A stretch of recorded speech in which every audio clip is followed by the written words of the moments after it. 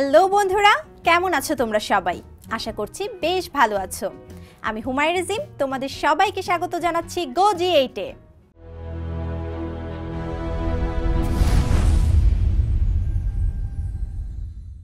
বন্ধুরা, আজকে আমরা উচ্চ মাধ্যমিক পদার্থবিজ্ঞান থেকে প্রথম পত্রের সপ্তম অধ্যায় পদার্থের গাঠনিক ধর্ম অধ্যায় থেকে কিছু গাণিতিক সমস্যার সমাধান করব। তো চলো দেরি না করে শুরু করা যাক। বন্ধুরা, তোমরা তোমাদের স্ক্রিনে দুটো গাণিতিক সমস্যা দেখতে পাচ্ছ। প্রথমেই আমরা 1 নম্বর গাণিতিক সমস্যাটি নিয়ে কথা বলবো। তো চলো দেখে নেই এখানে কি বলা আছে।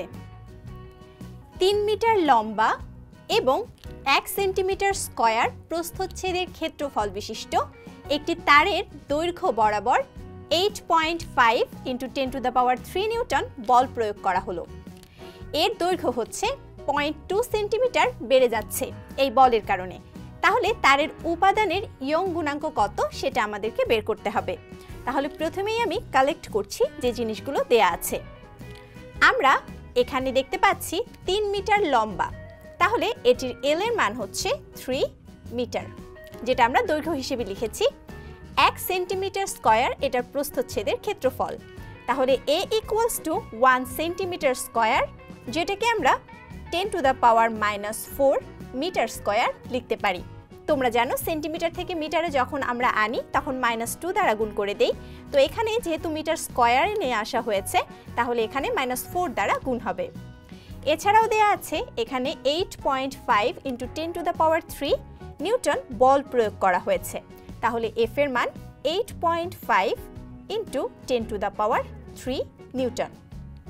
এখানে দেওয়া আছে 0.2 সেন্টিমিটার বেড়ে যাচ্ছে তারের দৈর্ঘ্য, তাহলে বৃদ্ধি এল ইকুয়ালস আমরা লিখতে পারি 0.2 × 10⁻² মিটার। যেহেতু আমরা সবগুলোকে এসআই এককে নিয়ে তারপরে এই অঙ্কটি সলভ করতে পারবো। এখানে চাওয়া হয়েছে ইয়ং এর গুণাঙ্ক কত, তাহলে y ইকুয়ালস হোয়াট। তো আমরা ইয়ং এর গুণাঙ্কর যে সূত্র জানি সেটা থেকে সরাসরি এটা বের করতে পারবো। আমরা জানি y ইকুয়ালস FL/AL।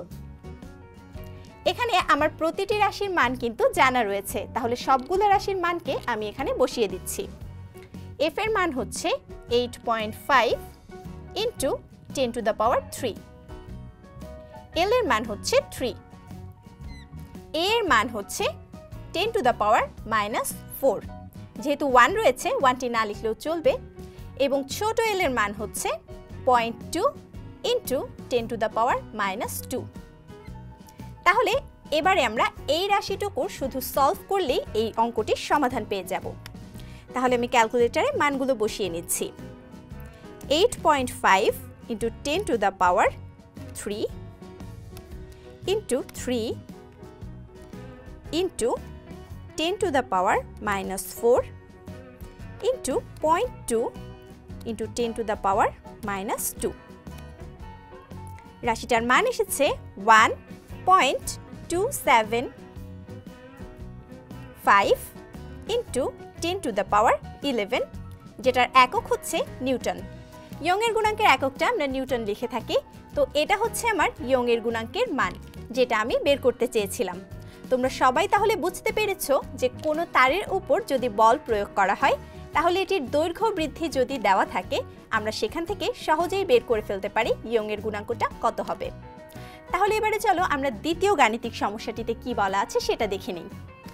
একটি ধাতব পাতের ক্ষেত্রফল হচ্ছে 10⁻⁻² মিটার স্কয়ার। এটি 2 × 10⁻³ মিটার পুরু তেলের আস্তরণের ওপর রাখা হয়েছে। এখানে আমরা পাতটিকে এত বেগে গতিশীল করতে চাই। বেগের মানটি এখানে 3 × 10⁻²। তাহলে এই বেগে যদি আমি গতিশীল করতে চাই, তাহলে আমাকে কি পরিমাণ অনুভূমিক বলটা প্রয়োগ করতে হবে। এখানে আরও দেয়া আছে সান্দ্রতা সহগ, যেটা তেলের ক্ষেত্রে ব্যবহার করা হবে। তেলের সান্দ্রতা সহগ 1.55 newton second per metre square. তাহলে এখানে যা যা দেয়া আছে সেগুলোকে আমি প্রথমে একটু লিখে নিচ্ছি। এখানে ইটা ইকুয়ালস, যেহেতু আমরা ইটা দ্বারা সান্দ্রতা সহগটাকে প্রকাশ করে থাকি, 1.55 দেওয়া আছে এত মিটার পুরু তেলের আস্তরণের উপর দিয়ে এটি চলছে, তাহলে del y equals 2 into 10⁻³ metre. এত বেগে এটিকে আমরা গতিশীল করতে চাই, তাহলে ডিভি এর মানটি আসবে 3 × 10⁻² মিটার পার সেকেন্ড। এবং আমরা এখান থেকে দেখতে পাচ্ছি যে কি পরিমাণ বল আমাদের লাগবে সেটি বের করতে বলা হয়েছে, তাহলে আমরা যাচ্ছি F = ওয়াট। এখানে আরো দেওয়া আছে প্রস্থচ্ছেদের ক্ষেত্রফলটি পাতের ক্ষেত্রে A = 10⁻² মিটার স্কয়ার। তাহলে দেখো এখানে যে রাশিগুলো দেয়া আছে এই সবগুলোকে মিলিয়ে আমরা কিন্তু একটি সূত্র জানি। তো সূত্রটি যদি আমি লিখে নিই তাহলে আমরা এখান থেকে বলের মানটি খুব সহজে বের করতে পারবো। বলের সূত্র হচ্ছে ইটা A dv/dy। তো এই সূত্রটির মধ্যে আমি যদি সবগুলো মানকে পুট করি তাহলে তোমরা দেখতে পাচ্ছ ইটা এর মান 1.55, A এর মান এখানে দেওয়া আছে 10⁻² এবং এখানে dv/dy আমাদের মানটা সরাসরি বসিয়ে দিতে হবে। dv এর মান ছিল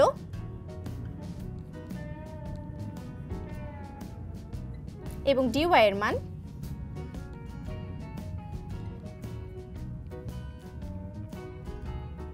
এই সবগুলো মানকে যদি আমি সলভ করে নিই তাহলে আসছে 1.55 × 10⁻² into 3 × 10⁻²। নিচে শুধুমাত্র এখানে 2 × 10⁻³ রয়েছে।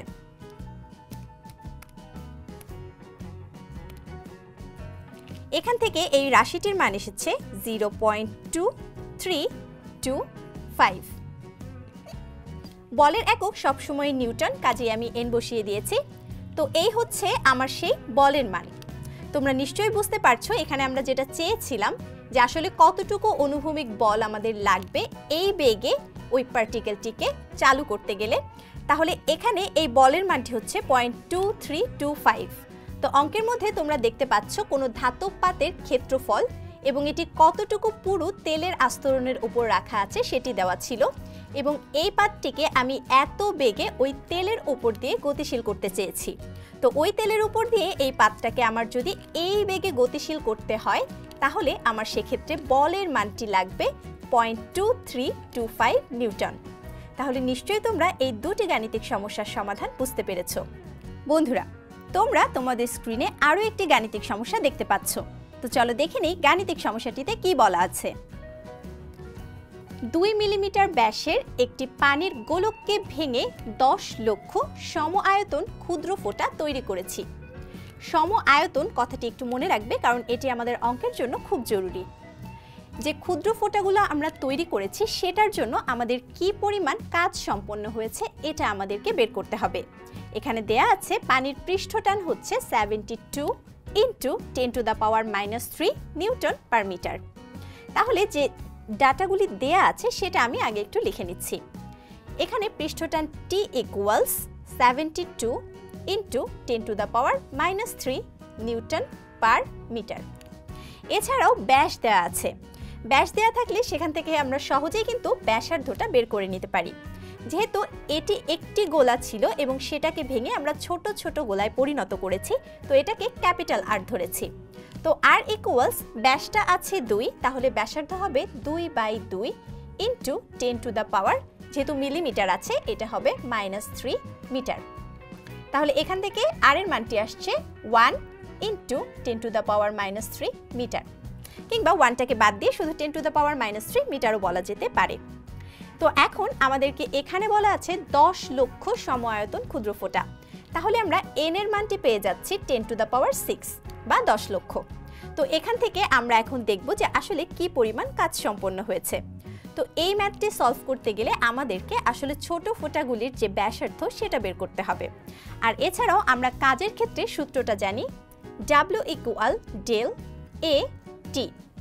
এখানে এই del A এর মানটা হচ্ছে তোমরা সবাই জানো ক্ষেত্রফলের যেটা পার্থক্য সেটা। তো তাহলে আমি এখানে লিখতে পারি 4π n r² - R²। এটা কেন লিখেছি নিশ্চয়ই বুঝতে পারছো। এখানে আমাদের ডেল এ যেটা ক্ষেত্রফলের পার্থক্য, সেটা হচ্ছে ছোট ফোঁটাগুলির সমস্তগুলোর যে ক্ষেত্রফল সেটার থেকে আমরা বড় গোলাটির ক্ষেত্রফলটা বাদ দিয়েছি। তো এই হচ্ছে পৃষ্ঠটান টি। সূত্রটিকে আমরা এভাবে লিখতে পারি। এখন এখান থেকে আমাদের শুধু একটি মানই অজানা রয়েছে, সেটা হচ্ছে ছোট আর। তো আর এর মানটা আমরা কিভাবে বের করতে পারি? এবারে আমাদের এই সম আয়তন কথাটাকে ব্যবহার করতে হবে। আমরা যেহেতু সম আয়তন বলেছি, সেহেতু 10 to the power 6 into 4/3 pi R cube equals to 4/3 pi capital R cube, এটা লিখতে পারি। কারণ এই গোলাটির যে আয়তন ছিল, ছোট 10 লক্ষ গোলার আয়তন কিন্তু সেম হবে। তো এখান থেকে দেখো এই টার্মগুলো কাটাকাটি হয়ে যাচ্ছে, তাহলে আমি লিখতে পারছি R cube 10 to the power 6 into R cube equals R cube. যদি কিউব উঠিয়ে দিই তাহলে আমি লিখতে পারি 10 স্কয়ার আর ইকুয়ালস আর। এখান থেকে আমি খুব সহজেই ছোট আর এর মানটা পেয়ে যাচ্ছি, আর বাই 10 স্কয়ার। দেখো আর এর মান আগেই ছিল 10 টু দ্য পাওয়ার -3, এখন আরও 2 মাইনাস হবে, তাহলে এটার মান আসবে 10 টু দ্য পাওয়ার -5।